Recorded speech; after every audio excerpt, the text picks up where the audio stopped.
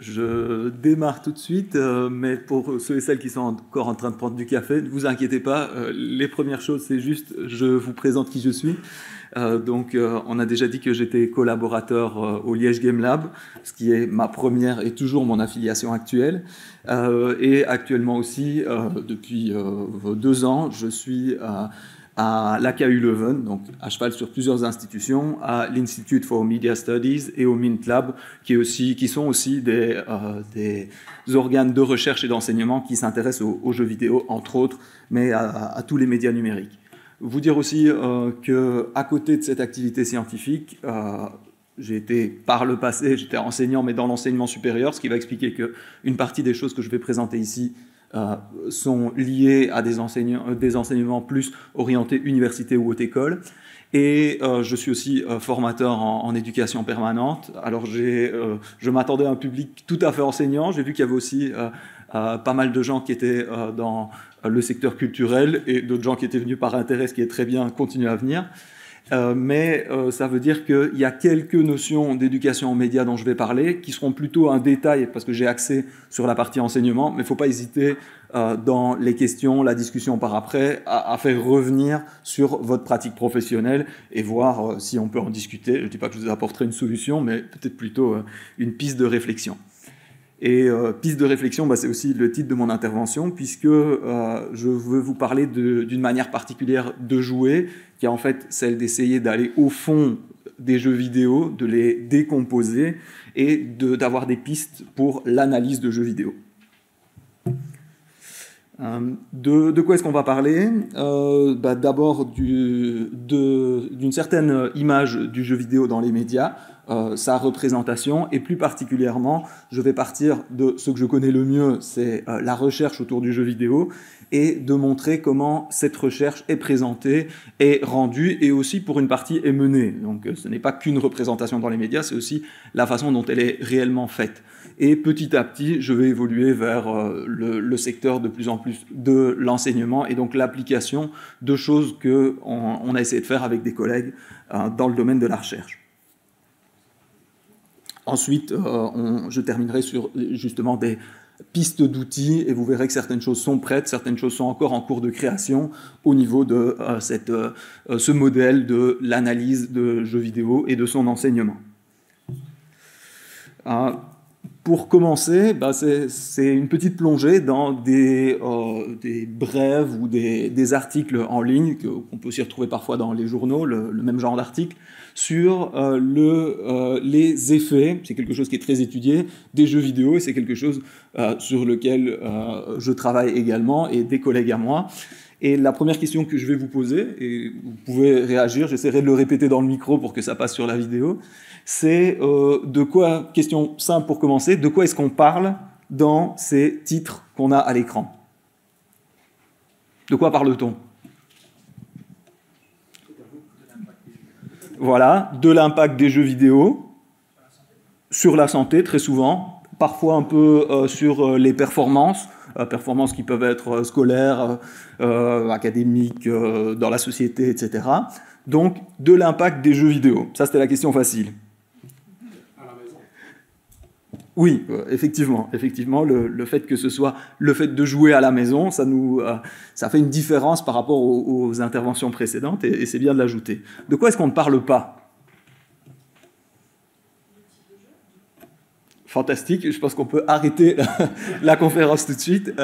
Effectivement, ce dont on ne parle pas, c'est d'une part le type de jeu, et aussi même les jeux individuellement. Quand on dit les jeux vidéo, ça ne veut pas dire grand-chose, c'est-à-dire ça désigne un ensemble, mais qui est très flou, on ne sait pas où ça commence, on ne sait pas où ça s'arrête, et surtout, on ne sait pas si vous voulez vraiment des effets positifs, par exemple pour les enfants et les ados du jeu vidéo, qu'est-ce que vous devez faire? Est-ce que vous devez leur donner n'importe quel jeu? Est-ce qu'il y en a certains qui fonctionnent mieux? Est-ce que, on a parlé tout à l'heure de la question du dispositif, est-ce qu'il faut que ce soit dans certaines circonstances particulières? Tout ça, évidemment, est un peu mieux décrit dans les articles scientifiques eux-mêmes que dans les brèves qui s'y intéressent, mais dans le fond, il y a quand même une tendance assez lourde à prendre plein de jeux, à y faire jouer des gens et à essayer de compter les effets par après.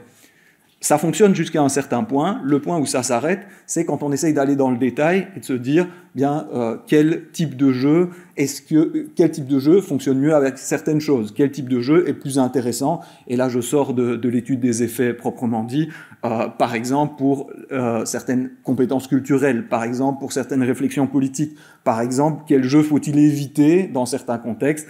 Je pensais à la question des jeux PEGI, donc les jeux PEGI 18 par exemple, on a vu que les utiliser dans un contexte d'enseignement, particulièrement avec des mineurs, c'est déconseillé. Toutes ces choses-là ne sont pas prises en compte dans ces études globales, qui sont intéressantes globalement, mais auxquelles il manque un petit quelque chose, je trouve, au niveau du contenu.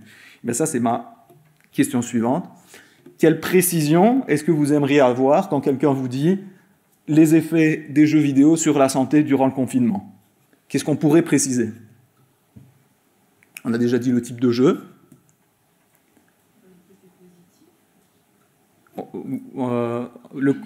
Oui, quel type de bénéfice? C'est ça, c'est bénéfique, mais dans quelle mesure, sur quoi et par rapport à quoi?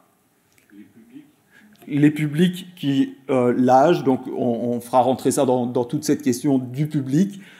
Qui est touché, comment, pourquoi, par quoi. En fait, toutes des questions qui finalement auxquelles on ne peut répondre que si on va en profondeur dans l'analyse des jeux et de leur utilisation. Pour vous donner un tout petit exemple qui est évidemment très réduit parce qu'il y a beaucoup plus de diversité que ça, quand on dit les jeux vidéo, on peut tout à fait avoir des jeux plutôt orientés action, combat et à gros budget comme par exemple League of Legends actuellement. On peut avoir des jeux issus d'un mouvement qu'on appelle le mouvement indépendant, c'est-à-dire des studios plus petits qui peuvent descendre même jusqu'à une seule personne qui crée des choses avec des discours qui vont parfois justement à l'encontre des discours, on va dire plutôt capitalistes de l'industrie du jeu vidéo. Là, je parle plutôt de Everyday the Same Dream, qui est un jeu justement qui remet en question les modes de travail et un peu l'aliénation au travail dans le domaine de la technologie. Et on parle aussi de choses qu'on oublie toujours quand on parle de jeux vidéo. Il y a 10 ans d'ici, il faudrait refaire les calculs actuellement, mais le jeu vidéo le plus joué par les Français, c'était le solitaire. Il n'y avait pas d'études équivalentes en Belgique, mais je pense qu'on aurait eu les mêmes résultats. Et pourtant, il y a très peu d'études sur des jeux vidéo où on fait jouer des gens à des jeux où on va leur donner le solitaire. Et pourtant, c'est la pratique de la majorité des joueurs et des joueuses, en tout cas à ce moment-là. Donc, il faut bien savoir de quoi on parle et aller en profondeur, c'est quelque chose qui va nous occuper aujourd'hui. Ce que je vous propose, vous l'avez compris, c'est une autre approche. Alors, je ne dis pas que c'est la seule qui est bonne, mais je pense qu'elle est complémentaire et que pour en avoir discuté avec pas mal de collègues qui sont justement plutôt dans la psychologie, donc qui étudient ces effets, qui sont dans le domaine aussi des sciences juridiques, qui essayent de voir, quel type de jeu est-ce qu'il faut interdire ou restreindre pour les mineurs, sur lesquels est-ce qu'il faut mettre des limitations, comment gérer l'autorégulation de l'industrie dont parlait Julien tout à l'heure. Là aussi, il faut des choses très précises sur le contenu des jeux, parce que évidemment, on traite pas de la même manière un jeu dans lequel, par exemple, il faut dépenser pour effectuer certaines actions, et un jeu qu'on achète directement tout fait et dans lequel on ne dépense plus, et donc il n'y a pas de risque de dépenses excessives. Alors, ce n'est qu'un exemple parmi d'autres. Donc cette autre approche, elle correspond aussi, et là j'arrive un petit peu sur le domaine de l'enseignement. Je pense que votre présence ici, pour beaucoup d'entre vous, en est la preuve. Il y a beaucoup de demandes, d'appels et de bonne volonté, on va dire, pour introduire l'analyse de jeux vidéo dans l'enseignement. C'est-à-dire l'analyse de jeux vidéo, je viendrai après une définition, mais l'étude précise en profondeur de certains jeux vidéo, plutôt que globalement parler de jeux vidéo. Pourquoi est-ce qu'il y a ces besoins-là? En fait, pour deux grandes raisons. D'une part, au sein des disciplines elles-mêmes qui s'intéressent aux jeux vidéo, je pense particulièrement aux cours de médias, à l'éducation aux médias, dans le domaine de la formation des enseignants dans tous les cours de TIS, etc., il y a un besoin de savoir ce qu'on peut faire avec les jeux vidéo, de comprendre ce que c'est, et d'arriver à l'expliquer aux étudiants et aux élèves d'une manière qui dépasse les discours généraux et convenus qui finalement n'apprennent pas grand-chose. Il y a aussi bien sûr la grande question du game design. On a parlé tout à l'heure du développement de l'industrie du jeu vidéo en Europe. Évidemment, on n'en est pas encore au niveau de la Pologne ou de l'Allemagne, mais le développement de l'industrie du jeu vidéo en Belgique est important pour le moment. Et d'ici quelques années, je pense qu'on disposera, en Flandre, c'est déjà le cas, en Wallonie, ça va sans doute arriver, d'une industrie du jeu vidéo importante. Et on a déjà des formations très reconnues, je pense particulièrement à Namur, qui forment des game designers et game designeuses, donc des créateurs et créatrices de jeux vidéo. Tous ces gens-là ont besoin évidemment d'outils pour analyser les jeux, puisqu'ils ont besoin de savoir comment faire passer certains messages plutôt que d'autres à travers les choses qu'ils et elles sont en train de créer. Il y a aussi cet aspect-là en dehors des disciplines liées aux jeux vidéo, puisque l'importance culturelle, l'importance économique du jeu vidéo fait qu'on commence à se poser des questions. Je vous ai parlé tout à l'heure de la psychologie, quel effet est-ce que ça a sur les joueurs et joueuses, mais c'est aussi le cas dans la littérature, pour parler d'un domaine duquel je suis originaire, mais il y a très longtemps. Dans la littérature, l'insertion du jeu vidéo produit des changements, il y a des réflexions au sein des œuvres littéraires sur ce que le jeu vidéo fait, je vais dire, à l'art et fait à la façon d'écrire. La traduction, vous avez déjà entendu parler peut-être de la question de la localisation. La localisation, c'est la traduction appliquée aux jeux vidéo, pour faire très simple, c'est-à-dire comment non seulement traduire, mais aussi s'arranger pour que les actions aient la même valeur pour les gens dans la version française et la version anglaise, par exemple. Des questions aussi de s'il y a un jeu de mots qui a une signification dans la version originale, il faut que ce jeu de mots ait la même signification dans l'œuvre traduite, parce que sinon on va avoir un problème au niveau des actions à effectuer pour les joueurs. Donc ces deux exemples, mais il y en a encore plein d'autres, de l'intérêt en dehors des disciplines du jeu vidéo à analyser les jeux vidéo. Si je traduis ça en questions vraiment qu'on pourrait se poser et que souvent on me pose quand je donne des formations sur l'utilisation du jeu vidéo dans l'enseignement, c'est ok, je suis censé donner aux élèves et aux jeunes, je fais les élèves c'est plutôt dans l'enseignement, les jeunes c'est dans l'éducation non formelle, des clés de compréhension du jeu vidéo, mais comment est-ce que je peux faire si je ne suis pas particulièrement formé? C'est une question assez fréquente. Je veux organiser une séance de cours sur le jeu vidéo, par exemple dans un cours d'art d'expression ou dans un cours de français où il y a, surtout dans les années supérieures, des ouvertures à d'autres médias. Mais par où est-ce que je prends cet autre média? Comment est-ce que je l'analyse? Est-ce que je l'analyse de la même façon qu'une œuvre littéraire ou une œuvre cinématographique? On suppose que non, mais les clés ne sont pas si faciles à trouver.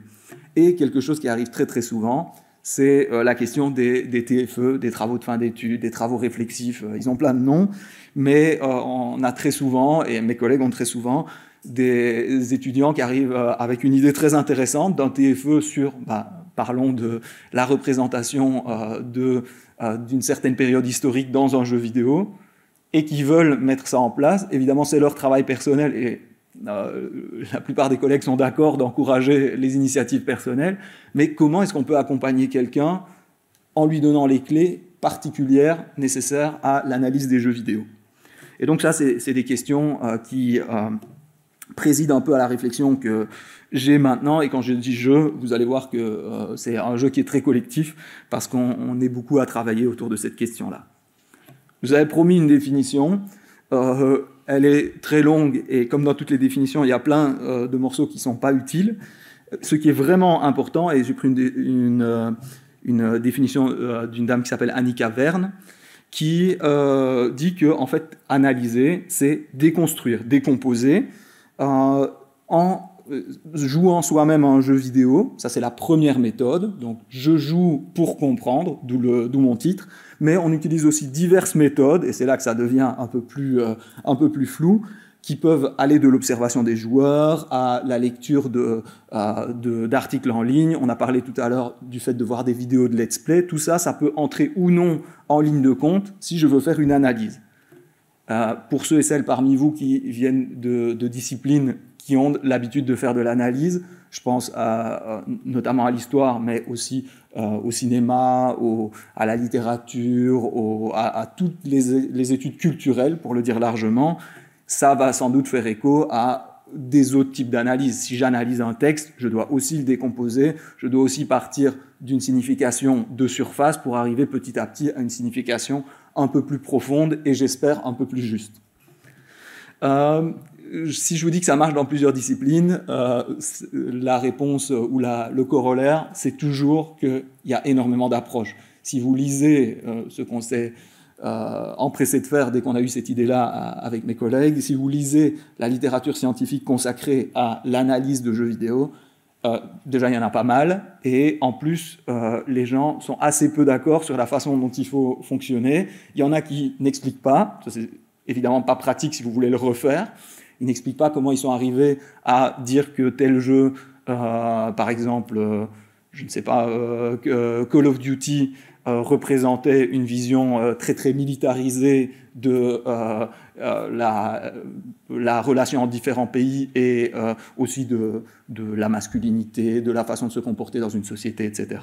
C'est bien de le dire, mais c'est encore mieux de montrer comment on y est arrivé. Donc ça, c'est la première étape. Et même parmi ceux et celles qui montrent comment ils y sont arrivés, ils disent « Ah ben, faites comme ceci, décomposez de telle manière, étudiez ça de cette façon-ci, il vous faut autant de chercheurs pour le faire, etc. » Et puis on se rend compte que l'autre personne dit quelque chose de tout à fait différent, mais avec la même assurance et la même autorité. Donc on a énormément de méthodes et c'est difficile de faire un tri. Et personnellement, je ne saurais pas dire laquelle est la meilleure, s'il y en a vraiment une.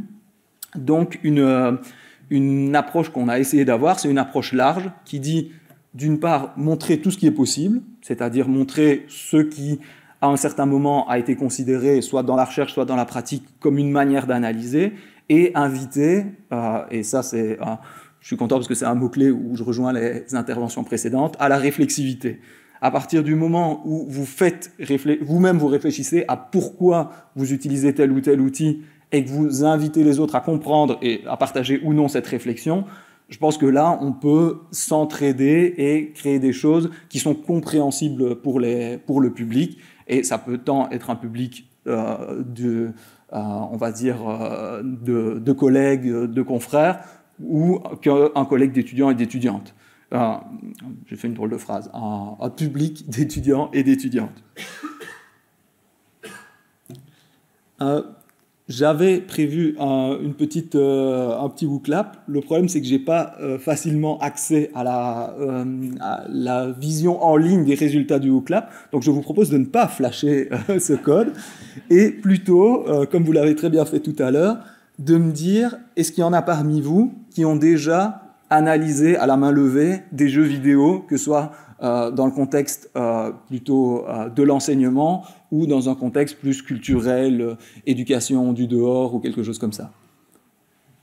Ok, super, on en a pas mal. Est-ce qu'il y en a parmi vous qui souhaiteraient le faire à l'avenir et qui sont venus peut-être pour ça? Très bien, si on additionne les deux, on a une majorité. Si on ne les additionne pas, je ne suis pas sûr. Effectivement, je pense que ça corrobore le fait qu'il y a vraiment un intérêt pour ça. Et parmi les... Donc je m'adresse à ceux et celles qui l'ont déjà testé. Qu'est-ce que vous avez fait et quelles ont été les difficultés? Oui.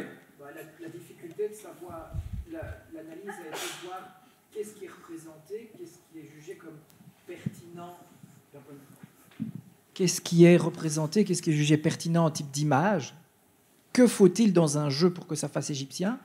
La difficulté, c'est de ne jamais avoir la version des concepteurs. C'est pas documenté. Et c'est valable aussi au cinéma ou quoi. Pourquoi une société a décidé de mettre ça en avant? Voilà, ça c'est la grosse difficulté.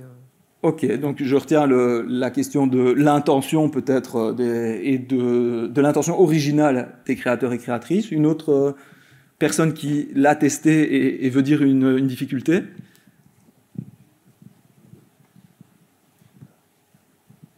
moi une difficulté, on l'a déjà vu, c'est que les jeux, c'est souvent des énormes jeux. Et donc, soit c'est de pouvoir montrer quelque chose de significatif à un groupe en classe, soit de pouvoir parler d'un jeu que tout le monde dans la classe connaît, ce qui, dans un groupe classe, est pratiquement impossible.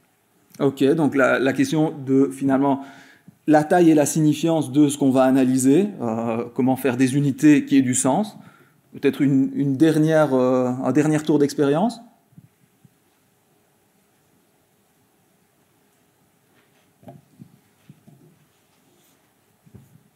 Non, mais donc même chose que Maxime, et en ajoutant effectivement la difficulté que tu as relevée, qui est de fait d'appuyer, c'est-à-dire que tu peux relever, tu peux t'appuyer sur des théories d'analyse esthétique, donc typiquement du cinéma, de la littérature, etc. Mais des théories spécifiques, c'est vraiment très compliqué. Et alors, il y a aussi une chose dont on a un peu parlé, mais c'est presque impossible à développer parce qu'on est souvent très seul en tant qu'enseignant dans le primaire, secondaire ou supérieur. Et donc, développer une méthodologie rigoureuse est vraiment très, très, très difficile. Ouais, tout à fait. Je vais résumer ça en 3 mots. Donc, il y a la question c'est plus que 3 mots, la question des unités à faire, la question de l'intention et donc quelque part de l'interprétation aussi de cette intention, et puis aussi la question de tout ce qui tourne autour, j'ai un peu plus de mal à la résumer, mais de la méthode. Disons la méthode et la méthodologie à appliquer. Je reviens sur mes 3 questions au départ. Quelle est la réponse qu'on essaye d'y apporter?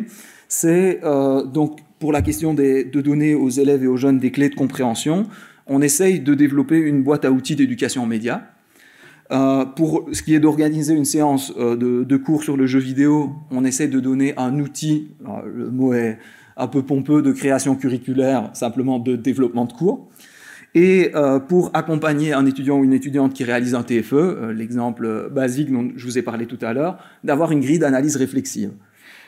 Dit comme ça, ça a l'air de faire beaucoup, mais en fait tout ça, l'idée c'est que ce soit en un seul modèle et que le même outil puisse être utilisé avec quelques petites modifications dans ces 3 visées-là et peut-être dans des visées supplémentaires dont on parlera par la suite. Pourquoi je vous ai dit tout le temps on est beaucoup, etc. Donc les collègues avec lesquels je travaille viennent de Leuven et d'Anvers, et ce sont des gens qui s'intéressent tous à l'analyse de jeux vidéo et aux jeux vidéo à la fois comme enseignants et comme chercheurs, mais venant d'orientations différentes. On en a qui sont plus issus de la psychologie ou de la psychologie des médias, d'autres qui sont des formateurs, un formateur de game designer, et des autres qui viennent de l'étude historique et archéologique liée aux jeux vidéo. Et moi-même, je suis plutôt issu de la littérature et des sciences des médias en général. On a commencé d'abord, je vous ai dit, par lister toutes les possibilités qui existaient d'analyser des jeux et surtout toutes les méthodes qui étaient données par les spécialistes du domaine. Et je vous ai dit, il y en a tellement qu'on n'a pas pu se décider pour une. Donc on est parti sur cette approche qui soit réflexive, ouverte et, on espère, quasiment exhaustive. Ce que ça nous a donné, c'est plutôt pour que vous voyez l'évolution, parce qu'en tant que tel, ce n'est pas encore utile. C'est ce protocole qu'on a appelé DGAP, ça veut dire Digital Game Analysis Protocol, et ce DGAP, il sert à, lorsque, par exemple, un étudiant ou une étudiante fait un TFE, ou qu'un chercheur ou une chercheuse fait une analyse de jeux vidéo, à documenter très précisément son parcours pour n'importe qui d'autre. S'il y en a parmi vous qui viennent de ce qu'on appelle souvent les sciences dures, ou alors du domaine des sciences médicales, qui sont un peu entre les sciences molles et les sciences dures, cette idée de protocole, en fait, elle est très répandue. C'est pas du tout quelque chose qu'on a inventé. Il existe des grands tableaux dans lesquels toute personne qui va faire l'analyse, par exemple, de l'efficacité d'un médicament, eh bien, remplit « Ah ben, j'ai utilisé telle méthode, j'avais autant de sujets, je l'ai fait de telle manière. Ce qui m'a conduit à faire cette expérience, c'est telle et telle raison et telle lecture. » Et ça permet, à la fin, quand on a des milliers d'études, de les comparer entre elles et de tirer une solution ou une conclusion générale, ce qu'on appelle faire une méta-analyse. Dans le domaine de l'analyse de choses plus culturelles, c'est moins courant. parce que c'est sans doute plus complexe. Les vérités A ou B, elles n'existent pas tellement, oui ou non, ça n'existe pas tellement dans le domaine culturel. On est souvent sur des questions argumentatives, mais l'idée est quand même de proposer un genre de feuille de route qui explique clairement et lisiblement pour tout le monde ce qu'on a fait quand on a produit notre analyse. Je reviens à la slide précédente pour vous montrer à quel point ça pourrait servir à l'enseignement de l'analyse de jeux vidéo. L'idée, c'est de sortir de cette vision de checklist et plutôt d'arriver sur une vision de parcours ou, encore mieux, je pense, une vision de petites unités qui nous disent les points d'attention, et c'est cela que je vais essayer de développer par la suite, les points d'attention quand on analyse un jeu. À quoi est-ce que je dois faire attention et à quoi est-ce que je dois réfléchir, toujours dans cette idée de faire partager sa propre réflexion. On s'est centré autour finalement de la centralité de toute action, c'est-à-dire pourquoi est-ce que je fais les choses, comment est-ce que je produis mon analyse, qu'est-ce que je produis comme analyse, c'est-à-dire plutôt comment est-ce que je vais analyser et qu'est-ce que je vais analyser. Pour vous donner les conséquences de ce genre de questions-là, ça pousse par exemple à se demander, pourquoi en fait je suis en train d'analyser, je vais prendre par exemple Assassin's Creed, voilà, dont on a parlé beaucoup, je cherchais un exemple très complexe mais non. Pourquoi est-ce que je l'analyse? Ma raison c'est d'essayer de voir par exemple, quelle est sa relation avec les données historiques dont on dispose et donc son utilisabilité dans un contexte d'enseignement pour des futurs enseignants d'histoire. Ça pourrait être ma raison. Donc l'objectif que je poursuis, c'est la formation des enseignants d'histoire, etc. Ce qui est intéressant de se demander, c'est aussi, est-ce que je vais fonctionner de manière plutôt quantitative ou qualitative? Est-ce que je vais compter le nombre de... Ça, c'est... Je pense que ce ne serait pas une manière très utile de faire, mais compter le nombre d'artefacts qui sont réellement recensés et qui existent réellement à l'intérieur d'un jeu par rapport à un autre jeu, pour voir lequel, par exemple, là on arrive sur une question de recherche qui a un peu plus de sens, pour voir lequel contient le plus d'informations sur une certaine époque. On peut dire aussi que compter, et c'est souvent mon avis, c'est rarement suffisant, et donc on peut partir plutôt sur des descriptions et essayer de décrire comment tel jeu se comporte par rapport à une certaine réalité historique, ou plutôt par rapport au savoir historique à un certain moment, et comment tel autre jeu le fait, pour pouvoir les comparer. Ce qui me pousse évidemment à me poser la question de la sélection des jeux. Quel jeu est-ce que je vais prendre? Si je m'intéresse uniquement à la franchise Assassin's Creed, c'est très intéressant en tant que tel, mais peut-être que je laisse d'autres jeux de côté, comme on l'a vu, qui pourraient, si on les prend sous un autre angle, peut-être des jeux plus de fantasy, des jeux avec moins d'ambition historique dans un premier temps, peut-être qu'ils ont autant d'intérêt pour l'étude historique. Donc la question de la sélection du corpus est vraiment importante. Et je ne vais pas toutes les détailler, mais une dernière à laquelle on ne pense pas très souvent, mais qui, me semble-t-il, est centrale, c'est la question de qui sommes-nous, d'où est-ce qu'on parle. Au début, j'ai essayé de vous dire qui j'étais pour que vous compreniez un peu les choses que je pouvais apporter et celles que je ne pouvais pas apporter. Évidemment, si on a le point classique, un panel entièrement masculin qui va s'intéresser aux représentations de genre, parce que c'est quelque chose de vraiment très, très important et parfois problématique dans les jeux vidéo, sans doute que les conclusions de ce panel-là ne seront pas les mêmes que celles d'un panel entièrement féminin qui a été formé aux analyses féministes. Je pense que les résultats ne seront pas du tout les mêmes. De la même manière, quelle est l'expérience des joueurs et des joueuses dans leur pratique quotidienne? On pourrait partir du principe que ce sont des experts qui doivent analyser les jeux, mais si j'analyse les jeux avec un niveau d'expert, est-ce que mon expérience va vraiment être la même que celle de gens à qui je le présente, par exemple dans le cadre d'un cours, qui peut-être n'ont jamais touché une manette? Donc, détailler toutes ces opérations-là et détailler votre propre situation en tant qu'analyste, c'est quelque chose de très important.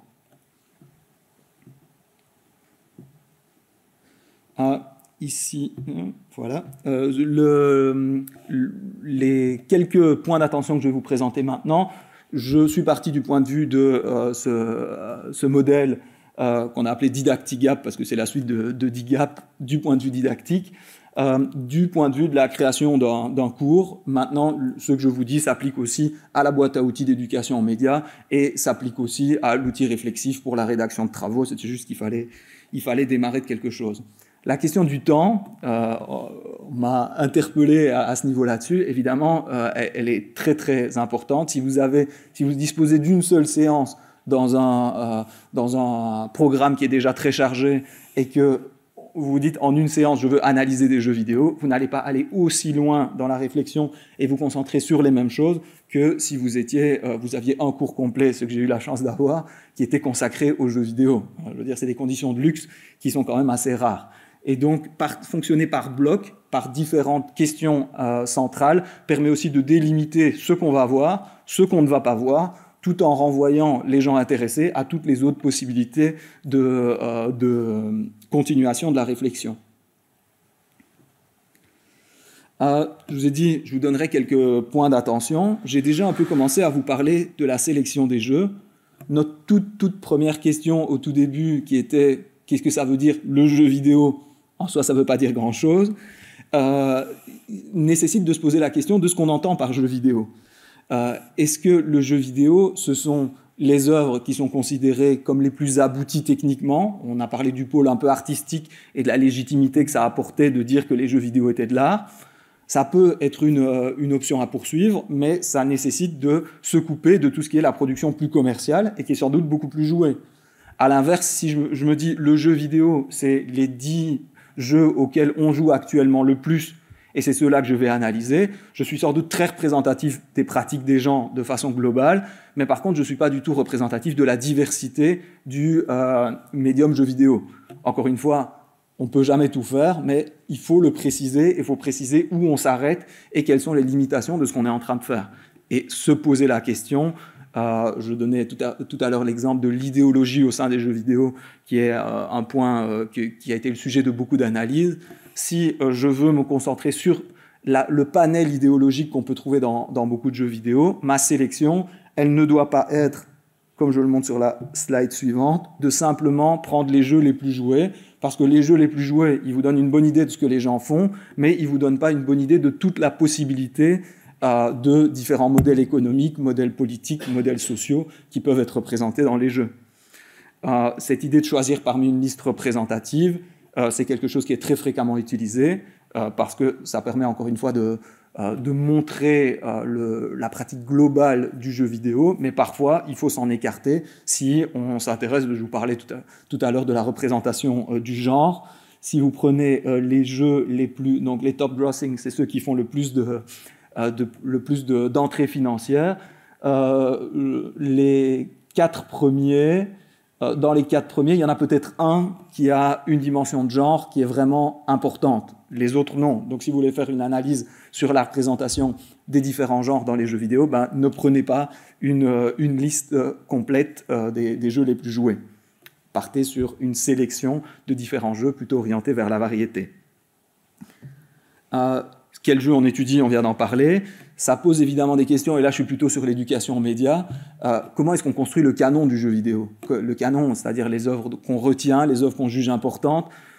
Si je vous dis, et ça c'est assez fréquent, c'est peut-être un défaut de s'intéresser aux jeux particulièrement indépendants, particulièrement non violents, particulièrement avec une grande influence artistique à l'intérieur, particulièrement avec un propos philosophique très développé. Je suis en train de constituer un canon, et ce canon exclut tous les jeux les plus joués qu'on a vus sur la slide suivante, exclut aussi des jeux à grand succès qu'on appelle, et à gros budget qu'on appelle les AAA, donc produits par des grosses sociétés pour de gros budgets et avec aussi des gros résultats en termes de réalisme visuel et de performance technique. Si je définis le canon en les excluant, j'exclus aussi d'une certaine façon toutes ceux et celles qui y jouent. Donc c'est des réflexions qu'il faut avoir. Et enfin, comment est-ce qu'on peut faire pour résoudre ce problème? On ne peut pas le résoudre, on peut uniquement l'expliquer et donner les critères qui ont décidé ou qui nous ont aidés à décider pourquoi j'analyse ça plutôt qu'autre chose, pourquoi telle question, j'y réponds en utilisant tel ou tel jeu.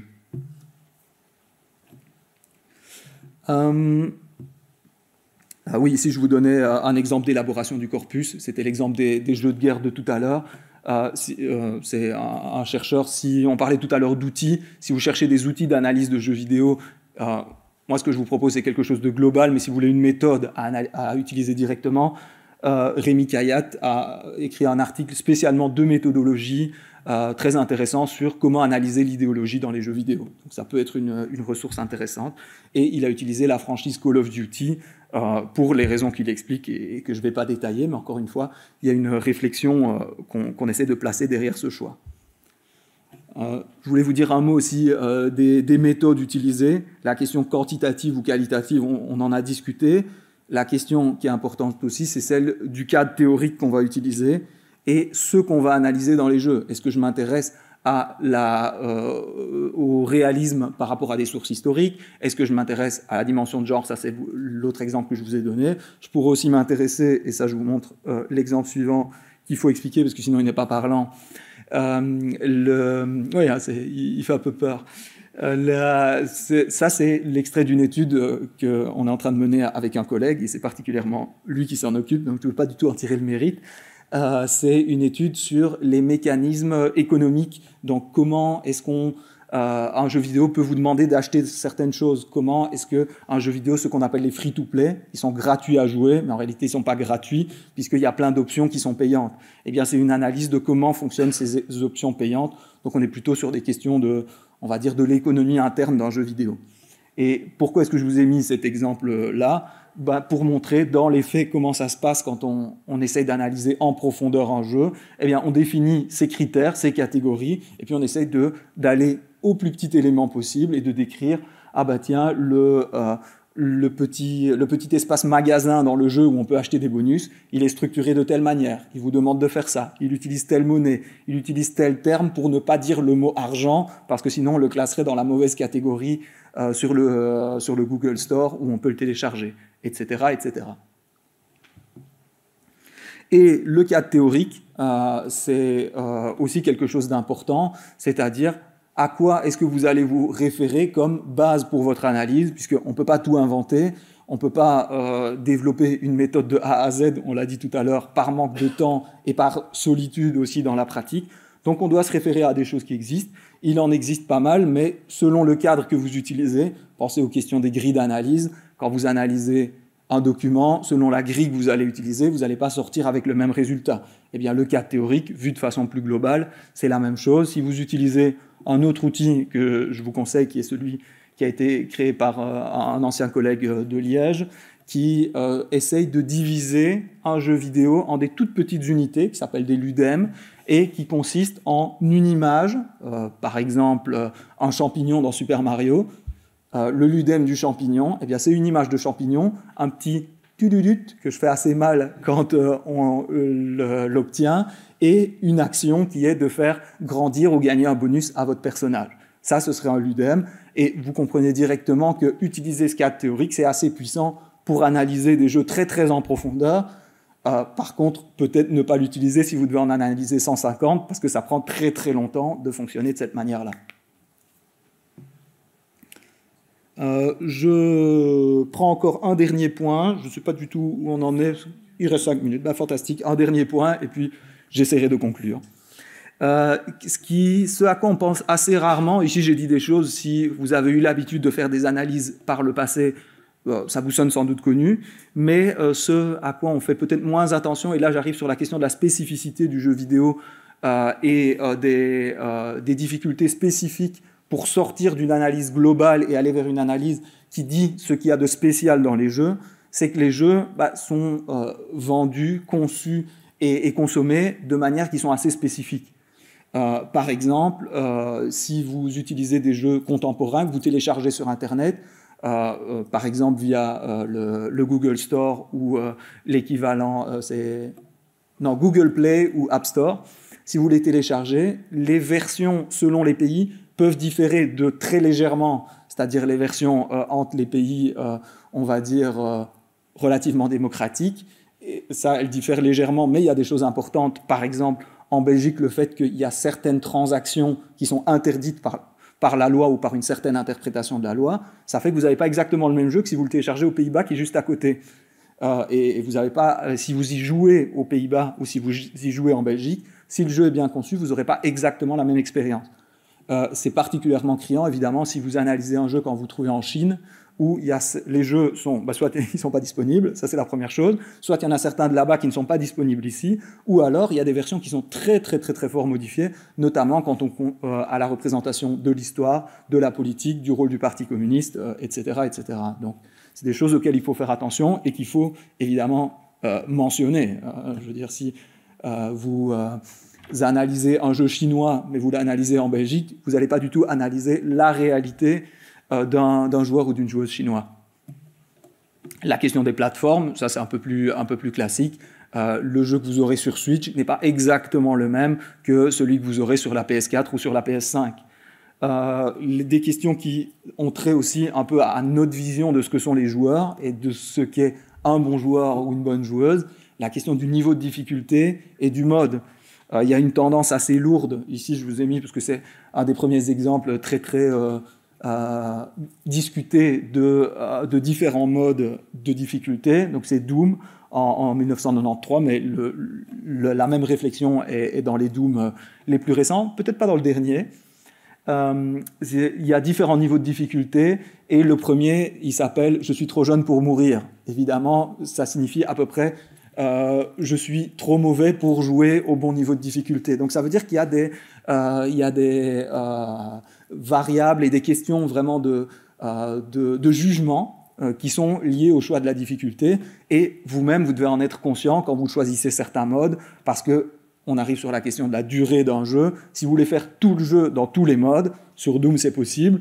Sur un jeu qui vous prend 150 heures de jeu pour un seul mode, ça deviendra impossible. Donc il faudra faire une sélection. Et je pense que ça, j'en ai parlé ici. Comment diviser le jeu dans des différentes sous-sections? Pour ça, je vous renvoie à... c'est facile à faire.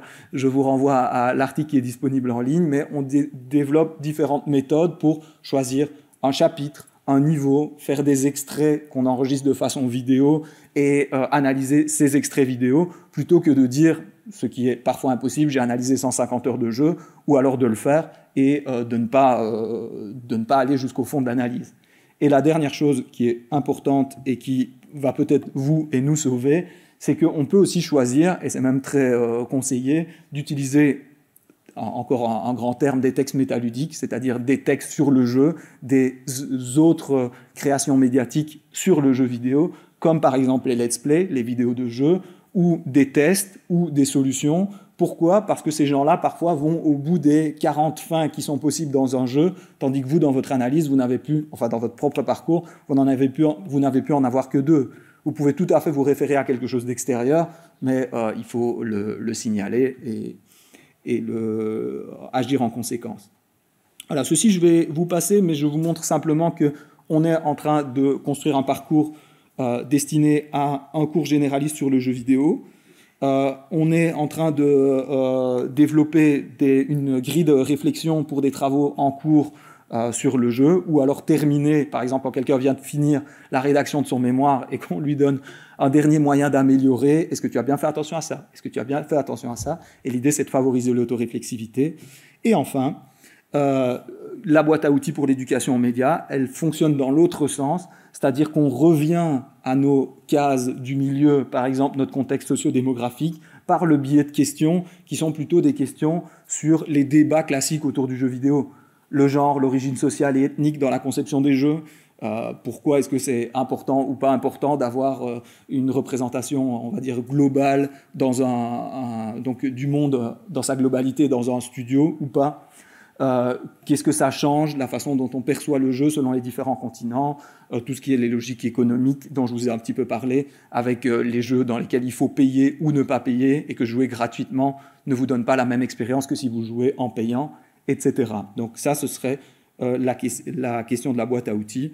Je termine par vous montrer que, évidemment, on est encore en plein milieu du processus qu'on espère avoir fini à la fin de cette année calendrier.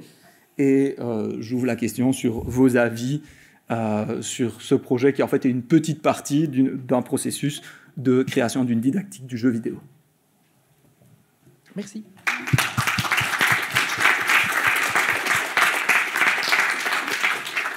Merci beaucoup pour le cadre méthodologique, d'autant qu'il y a effectivement de plus en plus de TFE qui s'amènent dessus. Juste vous signaler que toutes les communications sont enregistrées, sont enregistrées, on se comprend, et seront disponibles en ligne. Et donc, quand vous avez effectivement tout un schéma méthodologique, si jamais vous n'avez pas su prendre note ou quoi, tout sera disponible effectivement en vidéo, donc vous pourrez revenir dessus à votre aise. Est-ce que quelqu'un a une question, une remarque, un témoignage? Oui.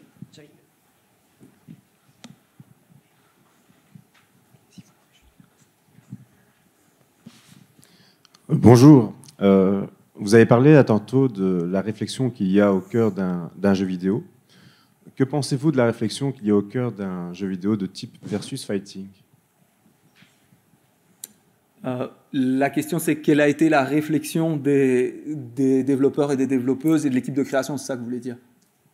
Au-delà de l'équipe de développeurs, comment est-ce qu'on peut justement enseigner, entre guillemets, ce type de pratique? Ah oui, quel serait l'intérêt, on va dire, pédagogique ou didactique? Exactement. Ça. Ok.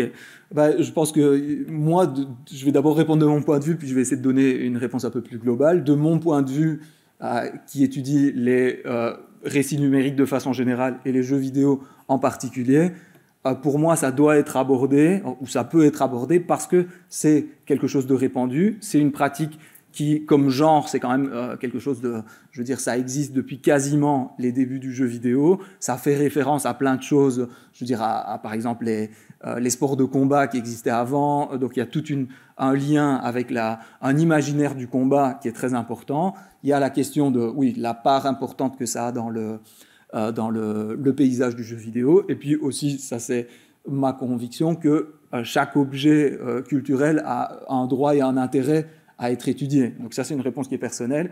Et la réponse globale, c'est justement d'apporter, et ça j'essaye souvent de le faire, pas tellement avec les jeux de combat, mais parfois avec des jeux qu'on appelle des jeux idle games, des jeux incrémentaux. Il suffit d'appuyer sur une touche pour, par exemple, vendre des cookies. Le jeu Cookie Clicker est assez connu. Au début, il faut toujours appuyer sur la même touche et vendre des cookies. Ça a l'air vain, ça a l'air bête. Et justement, démarrer par le contre-pied, ça permet de montrer que la pointe de l'iceberg, qui sont les jeux à grosse ambition philosophique et esthétique, sont peut-être pas le meilleur point de départ pour parler du jeu vidéo. Si on veut parler du jeu vidéo, parlons des choses pour lesquelles on a l'impression qu'il n'y a rien à dire, et en fait, il y a déjà énormément. Les jeux de combat, donc en versus fighting, c'est-à-dire les jeux de combat où il y a deux ou plusieurs personnages qui s'affrontent face à face, et donc c'est pas le même que les jeux de tir. Les jeux de versus fighting, ils ont l'air très très simples. La méthode, elle est basique, c'est frappe-le jusqu'à ce qu'il soit KO. Rien que ça, il y a déjà énormément d'aspects esthétiques, il y a déjà énormément de références culturelles, et il y a déjà aussi énormément de réflexions qui font que, je ne sais pas moi, un jeu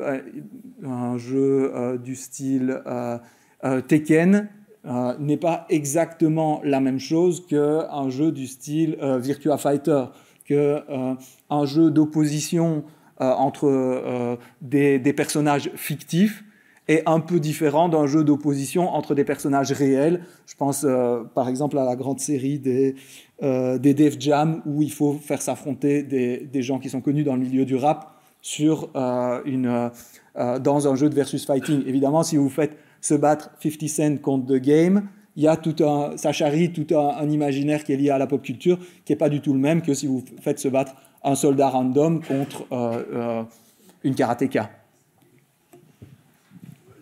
Pour réagir à cette question-là, moi j'ai une petite piste, parce que justement, c'est pas tant sur l'aspect versus fighting que des aspects de représentation à travers le versus fighting, à savoir que c'est des jeux dans lesquels on a ce qu'on appelle des rosters de personnages, donc plein de personnages différents, et ça c'est déjà intéressant à analyser. Notamment, Bruno disait l'angle du genre, c'est-à-dire la différenciation entre les rôles masculins et féminins. C'est très intéressant de voir dans un jeu comme Street Fighter 2, donc un des premiers gros jeux de versus fighting, il y avait une dizaine de personnages dans le jeu de base, et il y avait un seul personnage féminin.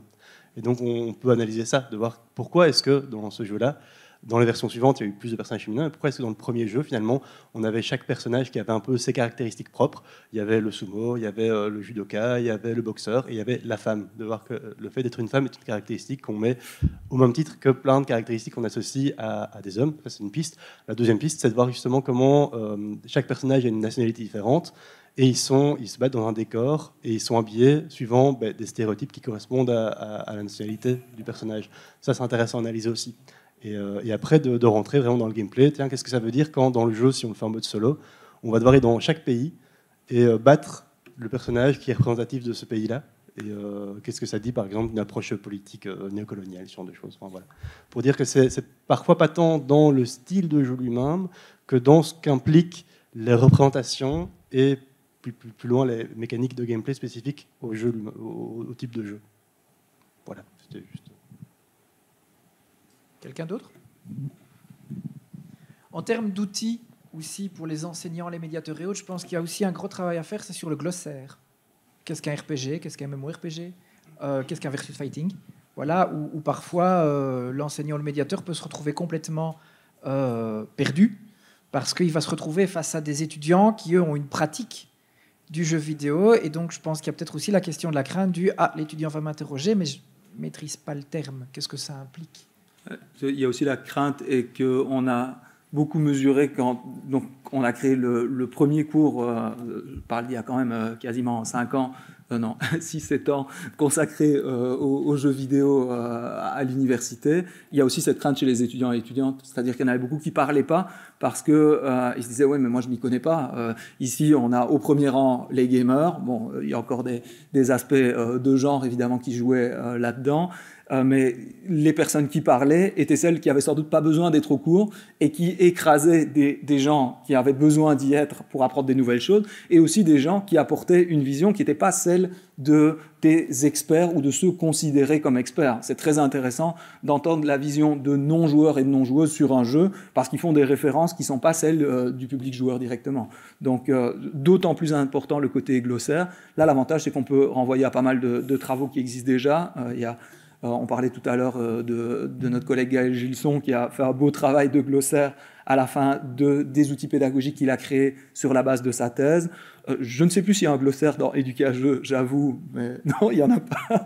Mais il y en a quelques-uns qui sont très bien en ligne. Par contre, à mon avis, ce qu'il faut faire, c'est un gros travail de mise à disposition de ces choses-là et de les faire connaître aux enseignants et enseignantes en disant « Vous n'êtes pas vraiment tout seul, comme on disait tout à l'heure, il y a des ressources. » Quelqu'un d'autre? Oui, je vais poser la dernière question, enfin, ou pas, mais... moi, j'ai dévoré ta conférence. Je t'ai envoyé un SMS pour te demander ton PowerPoint. Mais une question, donc je trouve ça vraiment passionnant, mais en même temps, c'est très riche et très complexe. Et donc, c'est pour savoir, dans votre équipe, avec qui vous travaillez, si vous travaillez plutôt avec des enseignants en formation, qui sont en formation initiale, et donc qui ont aussi une souplesse, voilà, ou des enseignants qui sont sur le terrain plus ou moins longtemps et donc qui sont un peu plus rigides, pas parce qu'ils sont fermés, parce qu'ils ont des pratiques déjà plus ancrées, parce qu'en fait, en termes de temps, pour pouvoir créer des outils directement utilisables avec des élèves, ça a l'air très important. Et c'est vrai que moi, tu as évoqué la question du temps de pratique, mais moi je pensais même à la question du temps de création en amont, que ça demande à des enseignants dans l'enseignement obligatoire. Dans l'enseignement supérieur, c'est différent, mais dans l'enseignement obligatoire. Et donc ça, c'était pour voir si c'était un enjeu, si c'était des retours, si des difficultés dans les échanges que vous aviez. C'est quelque chose de très intéressant parce que ça nous ramène à finalement où on en est maintenant. Les cases qui sont en rouge, c'est celles qu'on n'a pas encore faites. On souhaite, donc on a fait essentiellement maintenant, c'est une idée de design, comme quand on crée un jeu vidéo justement. Au début, on le pitch et on le teste d'un point de vue, on va dire, d'un point de vue de prototype papier. C'est ce qu'on a fait, les retours, on les a intégrés. Ce qu'on cherche maintenant, c'est évidemment un appel à peine déguisé à toutes les personnes présentes, c'est des gens qui souhaiteraient en appliquer une petite partie et qui voudraient faire un retour dessus en disant « Ah ben, moi, je disposais d'1 heure de cours, j'ai utilisé ce que vous m'avez donné et j'ai essayé de parler de la question des modèles économiques du jeu vidéo, pour reprendre un domaine qui m'intéresse actuellement. Et ça a très bien marché. Par contre, ça n'a pas marché du tout. » Et le gros avantage et en même temps le défaut d'un processus de design, c'est qu'on n'estime pas qu'il doit être bien dès le début, et donc il faut longtemps essuyer les plâtres. Le côté positif de ça, c'est que normalement, par la pratique, il devient meilleur. Donc, on a besoin d'enseignants et d'enseignantes. Le côté de l'éducation aux médias, et je parle de l'éducation non formelle, il est un peu plus facile à trouver parce que c'est des gens qui ont plein de difficultés d'organisation, mais une fois qu'ils ont monté un projet, ils peuvent dire qu'ils consacrent 50 heures à faire du jeu vidéo, ce qu'un enseignant ou une enseignante ne peut pas faire, ou peut rarement faire. Donc ça, c'est plus facile, mais s'il y a des gens qui veulent le tester par petits morceaux dans leur propre pratique, évidemment, de 1, les outils sont disponibles, et de 2, on est intéressé par vos retours. Et par contre, pour terminer là-dessus, les gens chez qui on va le tester en premier lieu, c'est plutôt ceux qui travaillent dans la formation des game designers et designeuses. Comme ça, on a l'aspect très pratique qui nous manque pour le moment, et on s'évite, il est vrai, l'aspect « on n'a pas le temps ». Ces gens-là ont du temps à consacrer aux jeux vidéo et à son analyse. Merci à vous.